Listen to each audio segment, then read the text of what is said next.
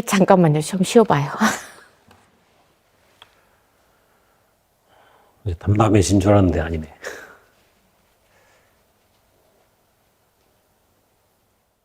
그 집회 현장에서 들었어요.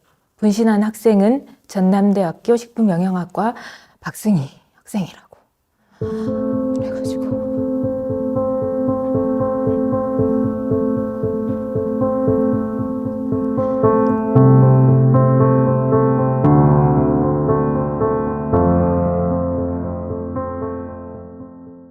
반갑습니다. 조화로운 삶, 조화로운 세상을 꿈꾸는 하모니의 수요일에는 독서 39번째 시간입니다. 오늘은 책 일어나라 기우나를 읽는 두 번째 시간, 책으로는 3장, 분신정국과 메카시즘 챕터를 살펴보겠습니다. 제가 이번 주 월요일부터 5월 9일 다큐멘터리 영화 1991 봄 공동관람 뒤풀이 신청을 받고 있습니다. 영화 공동관람 신청 아닙니다. 별 이변이 없다면 영화는 그냥 오시면 될 것 같습니다. 한 100분쯤 오실 것 같은데요.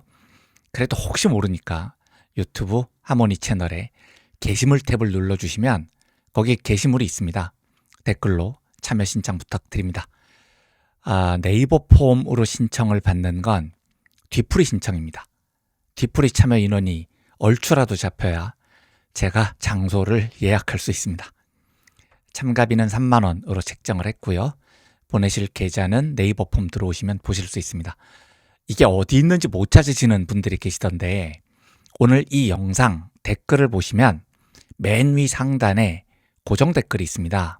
거기 링크를 제가 붙여놨습니다. 또 이 영상 보실 때 조회수 얼마, 몇 시간 전 이런 거 나와 있는 작은 글씨가 있습니다. 그 옆에 보면 더보기라고 있습니다. 그 더보기를 누르시면 마찬가지로 뒤풀이 참여 신청하실 수 있는 링크를 보실 수 있습니다. 일단 이번 주까지 뒤풀이 참가 신청을 받겠습니다. 그리고 이번 주 신청자 숫자를 기준으로 장소를 섭외해 보겠습니다. 아니 5월 9일이라면서 뭘 이렇게 일찍 신청해야 돼? 하실 수 있는데 불편하시죠? 죄송합니다. 그런데 참여 인원을 알아야 뒤풀이 장소를 미리 예약을 할 수 있습니다. 나 이번 주에 신청 못했는데 당일날 나도 뒤풀이 갈래요 하면 안 되는 거예요? 그렇게 오시겠다는 분들을 어떻게 막겠습니까? 하지만 25명으로 식당 예약했는데 거기서 한 10분 정도 더 오시면 다른 분들이 다 좁게 앉으셔야 됩니다. 그러면 애초부터 좀 넉넉하게 예약하면 되잖아요. 그런데 그랬다가 인원을 못 채우면 식당 분들께 너무 큰 결례가 되지 않겠습니까? 그래서 부탁드리건대 가급적 이번 주 내로 뒤풀이 참가 신청을 다 해주셨으면 합니다. 그렇다고 제가 이게 무슨 헌법이나 형법도 아니고 다음 주부터 신청하시면 못 오게 할 겁니다. 그러지는 않겠지만 제가 이런 일을 하는데 매우 서툴다는 점을 이해해 주시고 가급적 이번 주 안에 다 신청해 주시기를 고개 숙여서 부탁드립니다. 5일과 6일 후원자분들께 마음을 담은 감사 인사 올린 뒤 오늘 좀 빨리 본론 시작하겠습니다. 미국에서 차량 사고가 있었다고 알려주신 뉴욕주 안토니오님 무사하시고 건강하시길 기원하겠습니다. 들펜호두님, 안초이님, 박별옥님, 정별순 후원합니다님, 김별정님, 아나킴님, 주별식님, 착한소님, 전별연님, 머잉이님, 백별경님, 김별경님, 김별진님, 김별상님, 임별옥님, 박별하님, 박별희님, 이별호님, 김별진님, 김별주님, 빨갱이님, 파도앞에서님, 이별희님, 점철님, 청주써니님, 박별진 아리님, 배별우님 모두 마음을 다해 감사드립니다. 제 삶에 이정표가 필요할 때마다 저를 믿고 도와주신 분들의 손길을 항상 기억하면서 올바른 선택을 할 수 있도록 노력하겠습니다. 감사합니다. 본론 시작하겠습니다. 일어나라 기우나 두 번째 시간입니다. 지난 시간에 살펴봤듯이 1991년은 1990년의 여러 사건으로 이미 노태우 독재정권과 연합을 이룬 보수대연합과 독재정권 타도를 열망하는 민주진영 세력의 일대 충돌이 사실상 예고된 상황이었습니다. 게다가 오늘은 자세히 살펴보지 않겠지만 1990년 말에 수서비리라는 게 터졌습니다. 노태우가 진짜로 1991년 궁지에 몰린 상태에서 강경대 열사가 돌아가신 겁니다. 특히 이 시기 대학가가 큰 충격을 받은 건 백골단에 맞아 돌아가신 강경대 열사가 대학교 1학년 신입생이었다는 점이었습니다. 사실 대학도 그렇고 대학 아닌가 어떤 조직도 그렇습니다만 막내, 신입이라는 존재는 선배들이라 불리는 사람들에게 되게 애틋한 존재입니다. 그런데 그 지옥 같은 입시 전쟁을 마치고 대학에 입학한 신입생이 독재 정권에 맞아 죽었다는 사실은 선배들의 가슴에 비수를 내리꽂은 느낌이었습니다. 그리고 강경대 열사가 세상을 떠난 지 사흘 뒤인 4월 29일 전남대학교에서 열린 고 강경대 열사 추모 및 노태우 정권 퇴진 결의대회에서 이 학교 2학년 박승희 열사가 노태우 정권 타도를 외치면서 스스로 몸에 불을 붙였습니다. 그로부터 이틀 뒤인 5월 1일 안동대학교 김영균 열사가 노태우 정권 타도 공안통치 분쇄를 외치면서 분신하셨습니다. 다시 이틀 뒤인 5월 3일 경원대학교에서 천세용 열사가 분신 후 투신해서 그 자리에서 목숨을 잃었습니다. 강경대 열사가 세상을 떠난 지 단 일주일 만에 3명의 꽃다운 청춘이 목숨을 끊은 겁니다. 제가 이전 방송에서 몇 차례 말씀드렸지만 강경대 열사가 세상을 떠나고 연이어 분신을 선택한 3분의 공통점이 있습니다. 박승희, 김영균, 천세용 열사 모두 1971년생입니다. 그리고 모두 90학번 2학년이었습니다. 지금 시각에서 그때를 바라보면 아무리 시대가 어두웠어도 크게 목숨까지 끊었어야 될 일이었냐? 라는 의문이 당연히 들 수 있습니다. 그런데 그 시대를 겪어봤던 사람들 입장은 조금 다릅니다. 군사정권 시절이잖아요. 이때 젊은이들이 고등학교를 졸업하고 대학에 입학하거나 사회에 진출한다는 건 단순히 신분이 고등학생에서 대학생으로 혹은 사회인으로 변했다는 것만을 뜻하는 게 아니었습니다. 요즘은 워낙 인터넷, 모바일, 유튜브가 발달을 해서 정보를 선별해서 들어야 되지 않습니까? 그런데 그때는 언론이 완전히 정권에 의해서 통제되고 있었습니다. 정보 자체가 없었습니다. 고등학교 시절에 한국 사회의 진짜 모습이 뭔지를 알 길이 없었습니다. 변명이라면 변명일 수 있는데 저도 고등학생 때까지 데모하는 놈들이 미친놈들인 줄 알았습니다. 왜 저런 빨갱이 짓을 하고 왜 저렇게 화염병 던지면서 테러리스트들처럼 구는지 이해가 안 됐습니다. 그러다가 대학에 입학하거나 사회에 진출하면 비로소 진실의 창을 마주하게 됩니다. 그리고 그 진실의 창을 마주하면 대부분 신입생들, 사회초년생들은 한국 사회의 진짜 모습에 충격을 받습니다. 광주 항쟁의 진짜 모습을 보고 군사 독재 정권이 민중들에게 뭔 짓을 했는지 그 만행을 목도하면 제가 과거에 나오미 클라인의 쇼크 독트린도 한번 소개해드렸습니다만 머리가 쾅 하고 맞은 다음에 하얗게 백지가 됩니다. 너무 큰 충격을 받습니다. 그러다가 한 1년 정도 지나면 그 충격이 서서히 가라앉습니다. 아, 진짜 한국 사회의 모습이 이런 거였구나 받아들입니다. 그리고 투쟁을 하건 외면을 하건 결정을 하게 됩니다. 그 전까지는 아예 몰랐다면 1년 정도 지나면 최소한 뭐가 진실인지는 알게 됩니다. 그 상황에서 2학년이 됩니다. 신입생이 들어와요. 보면 너무 안쓰러운 겁니다. 쟤들도 내가 지난 1년 동안 겪었던 그 충격, 갈등을 겪겠구나. 이게 너무 안타까운 거죠. 그런데 그 상황에서 강경대 열사가 돌아가신 겁니다. 신입생을 보는 2학년 선배들의 그 애틋한 감정이 폭발이라는 단어로도 설명이 안 될 정도로 그냥 몸 전체를 쾅 하고 터트리는 기분이 듭니다. 그래서 그 시절 2학년들은 그 어느 세대보다도 강경대의 죽음을 슬퍼하면서 많이 울었습니다. 이른바 분신정국이라고 이름 붙여진 1991년 봄, 박승희, 김영균, 천세용 모두 대학 2학년생들입니다. 이분들이 연이어서 스스로 몸에 불을 붙이고 목숨을 끊은 데에는 이런 정서적 배경이 깔려 있습니다. 강경대 열사의 죽음에 많은 사람들이 분노하고 슬퍼했을 때 노태우가 참 독특한 행보를 보입니다.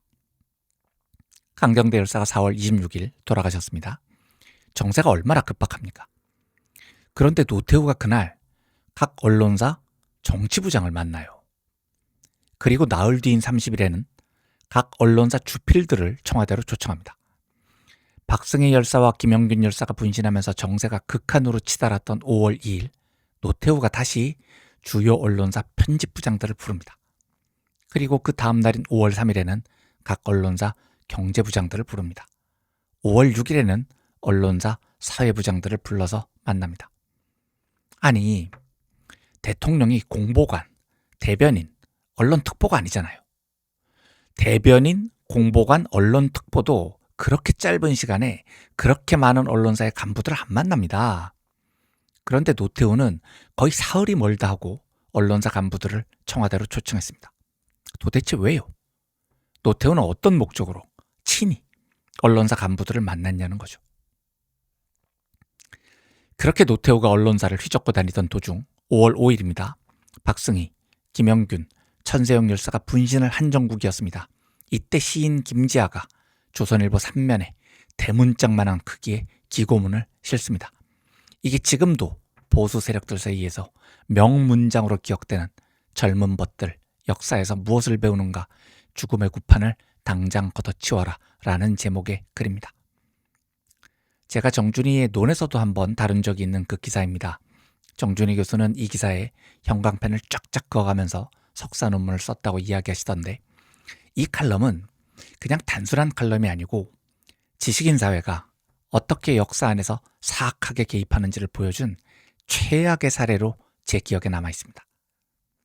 김지아는 자신의 글재주를 숭고한 넋두를 저주하는 데 사용했습니다.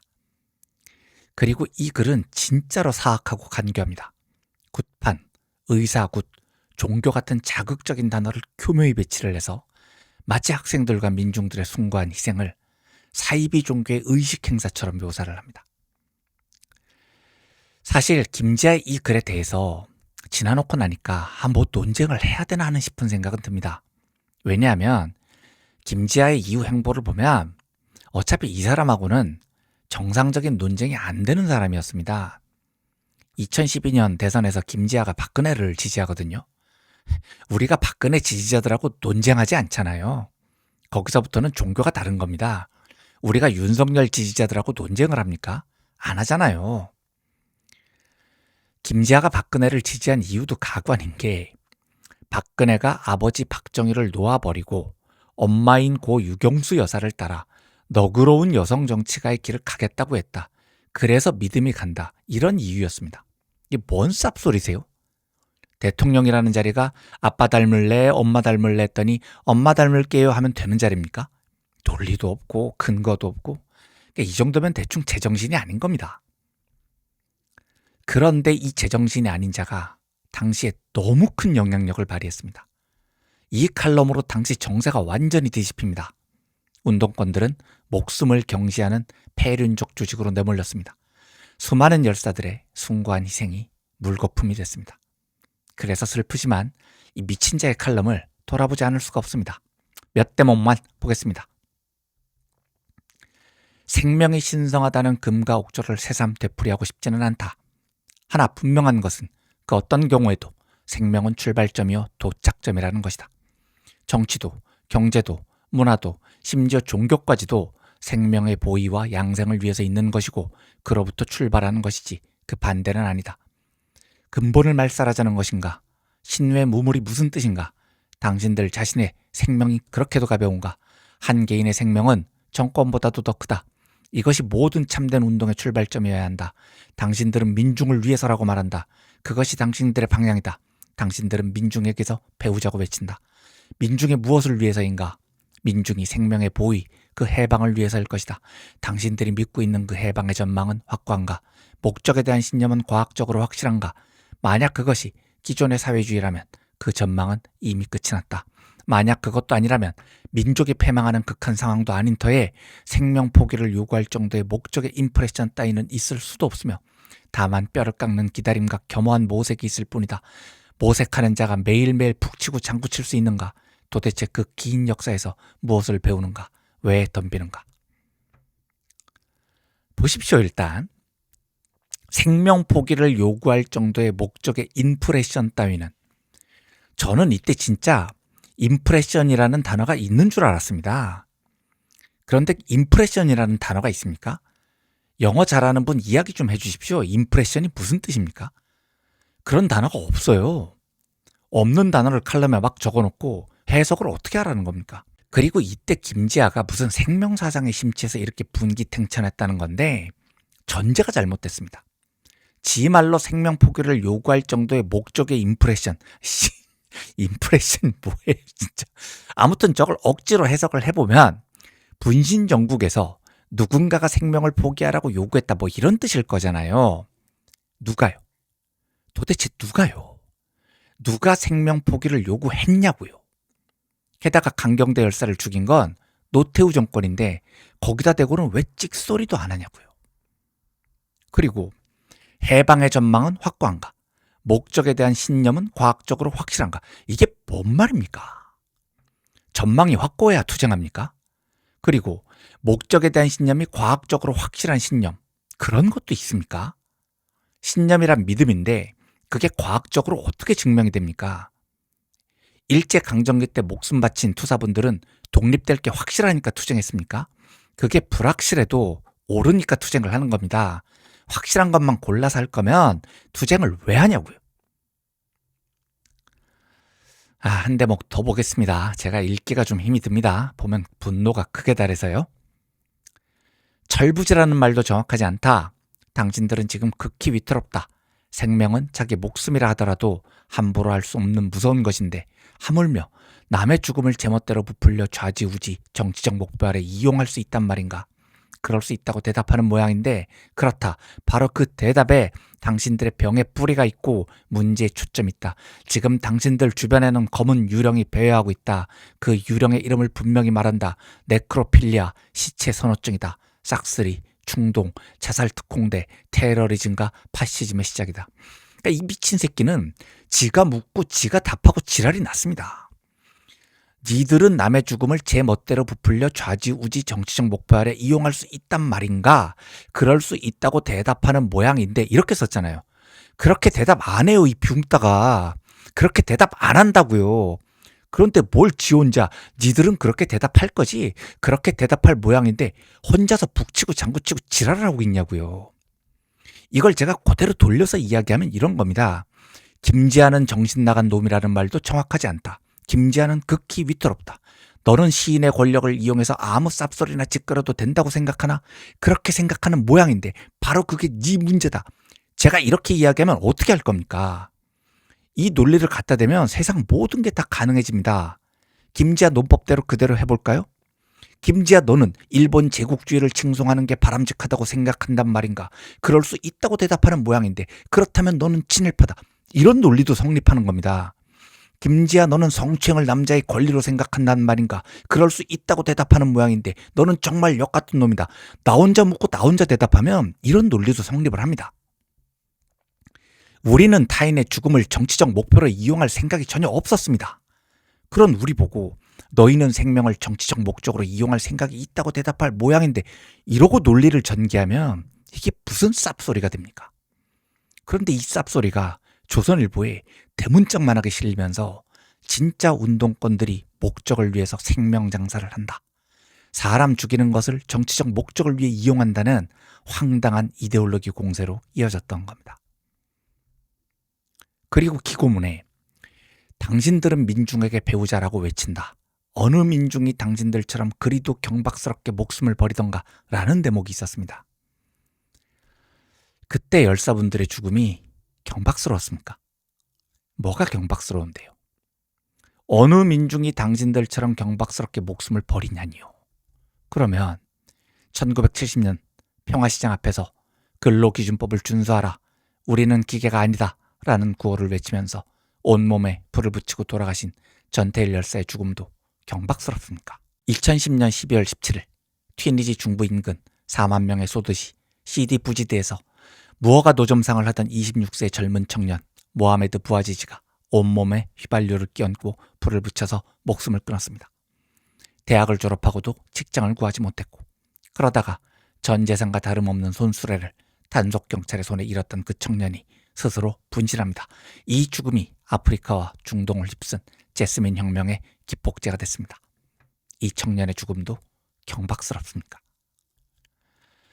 2012년 8월 18일 조국의 독립을 간곡히 열망했던 티베트의 여인 리쿄가 분신해서 목숨을 잃었습니다. 세 아이의 엄마였던 리쿄는 목숨을 끊으면서도 중국의 압제에 대해 저주를 퍼붓지 않았습니다. 유언장을 통해서 세계 평화와 행복을 위해 기도한다. 티베트어로 말하는 사람끼리 싸우지 말자라는 호소를 남겼습니다. 이후에 티베트에서 2009년부터 2012년 말까지 70명이 넘는 민중들이 분신을 시도했고 그 중에 54명이 목숨을 잃었습니다. 이 죽음이 경박스럽습니까? 생명은 정권보다도 강하다는 게 김지아의 주장인데 그 생명을 초계처럼 버린 투사들이 있었기에 오늘날 우리가 살아있는 겁니다. 그걸 경박스럽다고 씨부리는 용기는 도대체 어디서 나오는 겁니까? 그리고 그렇게 생명사상을 중시하는 인간이 강경대 열사가 돌아가셨을 때는 뭐라고 자빠졌다가 조선일보에 기어 나오냐고요. 1991년 8월 오전 8시 5분 서강대 본관 4층 건물 옥상에서 전민년 사회국 사회부장 김기설 열사가 온몸에 신호를 부었습니다. 그리고 살인폭력 정권 노태우 정권 타도하자라는 구호와 함께 몸에 불을 붙이고 몸을 던집니다. 열사의 불붙은 몸이 20여 미터 아래 바닥으로 떨어졌습니다. 강경대 열사가 무참히 맞아 죽은 뒤 일어난 네 번째 분신이었습니다. 그리고 이 죽음이 바로 유서대필 사건의 시발점이 된 사건이었습니다. 그런데 여기서 한 가지 확인하고 넘어가야 할 것이 있습니다. 김기설 열사가 돌아가실 때 이미 누군가가 이 사건을 유서대필 사건으로 만들려고 의도한 게 아닌가 하는 정황이 있었다는 겁니다.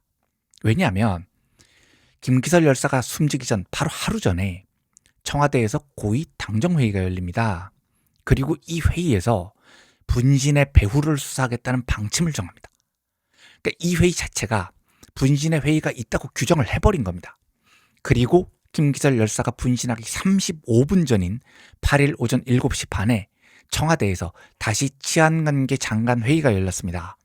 이 회의에서도 역시 분신의 배후를 철저히 수사하라는 지시가 떨어졌습니다. 지금 이게 청와대 지시잖아요. 독재정권 시대잖아요. 이러면 분신의 배후가 없어도 만들어내야 되는 상황이었다는 겁니다. 그런데 공교롭게도 이 회의가 열린 지 딱 30분 뒤에 운명의 장난처럼 김기설 열사가 스스로 목숨을 끊습니다. 그러니까 검찰총장 정구영이 즉시 분신의 배후를 철저히 밝히라 라고 지시를 합니다.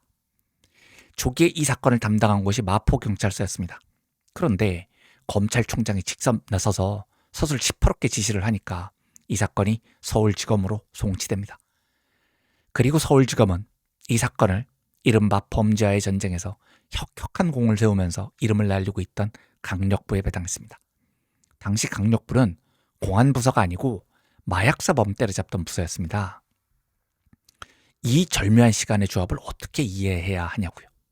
우연의 일치라고 보기에는 너무도 시간의 흐름이 자연스럽잖아요. 우리가 추정하는 답은 하나입니다. 유서대필 사건은 결국 김기설 열사가 목숨을 잃은 그 순간, 아니 그 직전부터 이미 결론이 지어져 있었다는 겁니다. 군사정권과 검찰은 김기설 열사가 세상을 떠나기 30분 전에 이미 분신의 배후가 있었다라는 결론을 내려놨다니까요. 그런데 이게 너무 황당한 이야기잖아요. 분신의 배후가 있다는 게. 이게 어떻게 가능했겠냐고요. 김지아 때문에 가능했던 겁니다. 그리고 김지아 이후에 서강대 총장이었던 박홍이 죽음을 선동하는 세력이 있다 이렇게 떠들고 다녔습니다. 김지아, 박홍 두 사람이 여론을 완전히 바꿔놨습니다. 김지아는 한때 저항시인이었고 박홍도 천주교 사제였습니다. 이런 사람들이 분신의 배후 어쩌고 이러고 떠들고 다니니까 정권이 그야말로 절호의 찬스를 잡은 겁니다. 실제 당시 민자당 부총장이었던 장경우가 2002년 방영된 MBC 특별기획 이제는 말할 수 있다와의 인터뷰에서 이렇게 말을 합니다. 정치권에서도 확실한 증거 없이 분신 배후설을 이야기하기가 어려운 입장이었는데 박홍 총장이 그 발언을 해서 공안당국 쪽에서 자살을 사주하는 불순 세력이 있다며 나섰다. 이게 뭔 뜻입니까? 박홍과 김재하의 발언이 위기에 몰렸던 군사정권에 어마어마하게 큰 힘이 되줬다는 겁니다. 이때부터 사회 분위기가 완전히 바뀌었습니다. 속칭 지식인들이 이 광기에 가담을 합니다. 분신의 배후가 있었다는 거죠. 운동권들이 제비뽑기를 해서 누가 먼저 분신할지를 결정한다. 이미 자살 특공대가 결성돼 있고 죽는 순서도 결정돼 있다. 이런 말들이 거침없이 들려옵니다. 기사로 막 쏟아졌다니까요. 김기설 열사가 돌아가신 다음에 언론들이 한 보도가 분신 장소에 하얀 점퍼를 입은 목격자가 있었다는 겁니다. 이게 어디서 나온 말이냐? 검찰이 흘린 겁니다. 무슨 뜻일까요? 누군가가 김기설 열사 죽음을 지켜봤다는 거죠. 말리지 않고요. 이런 이야기들이 막 흘러나오니까 소문이 상상을 초월하는 속도로 확산됐습니다. 나중에 들린 이야기들은 분신할 학생들이 도망갈까봐 손에 쇠사슬로 묶었던 흔적이 있다는 둥, 혼자서 분신을 한 게 아니라 동료가 라이터로 불을 붙였다는 둥, 이런 이야기를 듣는 당시 사람들의 심정이 어땠겠습니까? 이제 오늘 순서 마무리해야 할 때가 다가옵니다. 오늘 방송을 마치기 전에 잠시 호흡을 가다듬고 김기설 열사와 강기웅 선생이 아닌 다른 몇몇 사람들의 이름을 하나하나 불러보고 기억하고자 합니다. 사실 많은 사람들이 지금 이분들의 이름을 기억하고 있지 못합니다. 하지만 이런 기회를 통해서라도 우리가 이분들의 이름을 한 번쯤은 다시 불러보고 기억의 한 공간에 이분들을 붙잡아두려 노력해보고자 합니다. 사건 당시 이분들 대부분 스스로 목숨을 끊었습니다. 의문사를 당한 박창수 열사, 그리고 시위 도중 숨진 김기정 열사를 빼면 그렇습니다. 하지만 이렇게 많은 분들이 스스로 목숨을 끊으면서까지 노태우 정권에 항거할 때 세간의 관심은 온통 유서가 대필됐는지, 그리고 이분들의 자살을 사주한 배우가 있는지에 쏠려 있었습니다. 정작 중요한 이분들의 이름과 정신은 그 시절부터 잊혀졌습니다. 물론 지금 역사적으로 평가한다면 그 시절에 이렇게 수많은 분들이 과연 목숨까지 버려야 했는지 되돌아볼 수 있습니다. 하지만 적어도 우리 모두 독재 정권을 끝내야 한다는 그분들의 의지가 절박했고 숭고했다는 사실을 부인할 수는 없습니다. 1991년 그날의 숭고한 넋들을 회고합니다. 부디 편안히 잠드셨기를 소망합니다. 열사들께서 꿈꾸셨던 세상을 완성하는 것은 살아있는 우리들의 몫이라고 믿습니다. 금요일 기본소득 시리즈로 다시 찾아뵙겠습니다. 감사합니다. 박승희 열사 1971년생, 전남대 식품영양학과, 교지 용봉에서 편집위원으로 활동하셨습니다. 1991년 4월 29일 전남대에서 열린 고 강경대 열사 추모 및 노태우 정권 퇴진 결의대회가 열리던 도중 노태우 정권 타도하고 미국 놈들 몰아내자라고 외치며 분신하셨습니다. 그해 5월 19일 광주 망월동 민족민주 열사 묘역에 묻히셨습니다. 박승희 열사는 내 항상 너희와 함께하리니 힘들고 괴롭더라도 나를 생각하며 힘차게 전진하라 라고 유서에 적으셨습니다. 김영균 열사 1971년생, 안동대학교 민속학과, 민속문화연구회를 주도적으로 결성하고 회장으로 일하셨습니다. 교지 솔매의 편집위원으로도 활동하셨습니다. 1991년 5월 1일 열린 고 강경대 열사 추모 및 살인 폭력 규탄대회 도중에 노태우 정권 타도 공안통치 분쇄를 외치며 분신하셨습니다. 이튿날인 5월 2일 경북대병원에서 목숨을 잃으셨습니다. 안동대학교 교내에 묻혔습니다. 전세홍 열사 1971년생, 경원대학교 전산학과, 경원대 민족사연구회 한어뢰 회원으로 활동하셨습니다. 1991년 5월 3일 열린 강경대 하고 폭력살인 자행한 노태우 정권 타도를 위한 결의대회에서 분신 후 투신해 목숨을 잃으셨습니다. 마석보란공원 민족민주열사 묘역에 묻히셨습니다. 박창수 열사 1958년생 한진중공업 출신이십니다. 1987년부터 노동운동에 뛰어들었고 1990년 한진중공업에서 민주노조를 건설하는 데 앞장서셨습니다. 1991년 2월 삼자 개입 금지와 집시법 위반 등의 혐의로 구속돼 서울구치소에 수감되셨습니다. 안양구치소 수감 중이던 1991년 5월 의문의 상처를 입고 안양병원에 입원했지만 같은 달 6일 변사체로 발견됐습니다. 윤용화 열사 1969년생 1983년 14살의 어린 나이 때부터 노동을 시작하셨습니다. 1989년 노동운동에 뛰어들었습니다. 1991년 5월 9일 국민대회가 열렸던 광주를 찾았고 투병 중이던 박승희 열사가 입원한 병원을 방문하셨습니다. 이튿날인 10일 전남대학교 화장실에서 몸에 신호를 뿌리고 분신하셨습니다. 유서에는 강경대군을 폭력으로 죽인 것도 부족해서 이제는 박승희 양을 죽게 만들었습니다. 이제는 어느 젊은이가 죽을까요? 시민 여러분, 우리 모두 똘똘 뭉쳐 노태우를 물리칩시다. 그리고 다시는 저들에게 무릎을 결코 꿇지 맙시다 라고 적혀 있었습니다. 이정순 열사 1952년생 일남 삼녀의 어머니로 독실한 가톨릭 신자였습니다. 1991년 5월 18일 강경대 열사 장례 행렬이 지나가던 연세대 정문 앞 철교에서 온몸에 신호를 뿌리고 분신 후 투신하셨습니다. 열사께서 숨쉬면서 마지막 외쳤던 말은 공안 통치 종식, 노태우 퇴진이었습니다. 김철수 열사 1973년생 사망 당시 보성고등학교 3학년에 재학 중이던 고등학생이었습니다. 1991년 5월 18일 보성고 학생회 주최로 열린 5.18 기념 행사 도중에 운동장에서 온몸에 불을 붙이고 분신하셨습니다. 병원으로 옮기는 도중 친구들에게 우리의 소원을 불러달라고 청하기도 하셨습니다. 6월 1일 목숨을 잃었습니다.